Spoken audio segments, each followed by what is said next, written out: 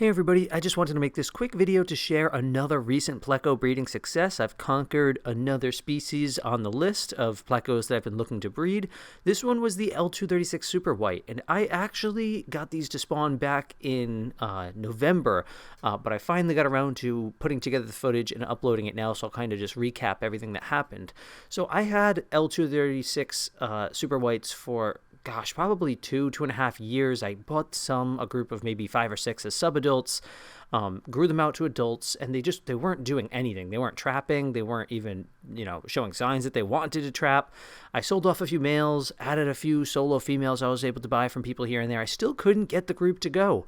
If you guys recall, I had something similar happen with my albino L333. I just couldn't get the group to go, no matter what kind of mix of adults I put in there. So I tried the same thing that I did with the albino L333 with these L236 Super White. If you recall, with the L333s, I sold off all but 2 females, and then I bought a proven pair to make a group of 4. And I did that because what I was doing wasn't working. Just selling a male here or there and replacing it with a solo female, none of them just seemed to have a bond with each other in the way that I needed them to, and they weren't forming those bonds. But I figured if I throw a proven pair in there that's already spawned, they'll kind of get the action going, and then the other females who are unproven will want to get in on the action too. It worked great with my L333. I have one male that's spawning with, I believe all 3 females in that tank are spawning with the one male.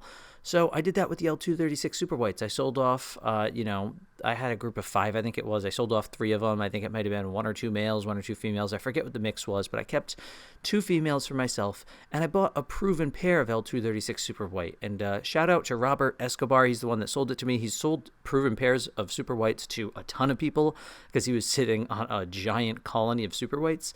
So anyway, I bought the proven pair from him back on October 26th. They arrived. October 27th, the proven pair was already trapping in my tank. Like, it was insane. Now, that trap didn't materialize into anything, but 1 month later, on November 30th, they were trapping again. The proven pair was, and overnight, they ended up switching caves, and I came down in the morning to the male sitting on eggs in a different cave than he was trapping in. And when I pulled the eggs after they hatched, maybe 6-7 days later, it was like the biggest Hypensistrus clutch I've ever had. I believe it was 36 fry. So I'm still not sure what happened overnight. I'm thinking either I'm thinking it was either a double spawn where 2 females laid eggs, or it was one of my 2 existing females that ended up booting out the proven pair female, and one of them got in on the action because they were a lot bigger and probably sitting on eggs for a long time. But whatever the case, it was the biggest Hypensistrus clutch I've ever had. They took a big break after that, but they actually just did another spawn attempt recently, and you'll see some of the footage in this video here. It ended up failing because they kicked the whole batch of eggs out of the cave. I tried to tumble them, but they ended up fungusing over. Wasn't able to save any of the eggs in the batch, but it was good to see them give it another go after a, 2.5 full months of not doing anything. So my hope is that they'll now get themselves on a more regular schedule and maybe give me a spawn every month or month and a half like a lot of my other proven Hypensistrus groups do. But I just wanted to put out this quick video to kind of share my experiences, and if you're in some type of breeding rut and you can't get your group to do any trapping whatsoever despite the fact that they're adults and you have the right sex ratio, it might be a good idea to inject a proven pair in there to kind of get things going. The one thing with buying proven pairs, though, is make sure you're not buying them at maximum size. Like an L236, I think they can get up to, over 4 inches, maybe 4.5 inches. I forget what the top size is.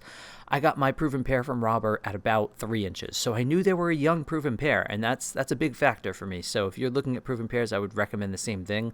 No matter what kind of Pleco it is. You see a lot of proven pairs of zebra Plecos, especially out there, and they're giant, and once they get older, their lines start to get kind of wiggly.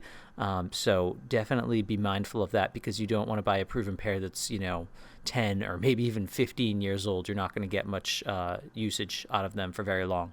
But anyways, that's pretty much going to wrap up this quick little video. If you ever want to purchase any of the rare and exotic Plecos that you've seen in my videos, feel free to shoot me an email. I'll put that in the video description. I do sell them periodically.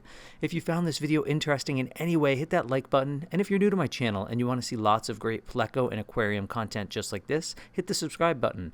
And as always, thank you for watching.